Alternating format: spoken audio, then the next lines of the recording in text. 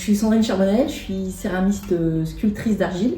J'aime bien dire les deux parce que je fais autant des choses utilitaires que des choses figuratives.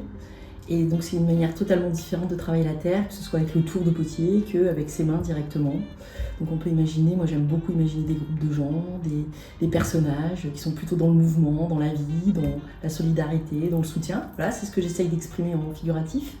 Et en utilitaire, c'est plus des objets du quotidien que j'essaye entre guillemets de magnifier pour que notre quotidien soit plus beau.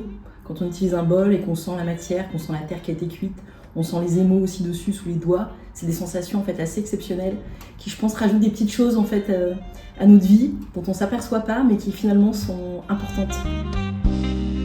Moi, je viens de la campagne parisienne, pas très loin, mais à 60-70 bornes de Paris. Et il n'y avait pas grand-chose à en faire dans le village dans lequel j'étais. Il y avait 1200 habitants à peu près. Et à l'adolescence, j'ai commencé à m'ennuyer beaucoup, à part à faire du vélo et de la mobilette, voilà. Et donc j'ai trouvé de la pâte à modeler et j'ai commencé à faire du modelage en fait avec de la pâte à modeler dans mes poches. J'ai commencé à donner des cours, donc plus des cours adultes en fait. Je fais très peu de cours enfants. Et j'adore en fait aussi accompagner les gens sur leur chemin créatif, accompagner sur la technique, les amener à découvrir cette matière qui est quand même exceptionnelle en termes de bien-être. Voilà, et ça, ces transmissions de savoir-faire me paraissent hyper important aujourd'hui aussi. Donc, moi je travaille le grès. Donc le grès c'est de la terre, c'est de l'argile.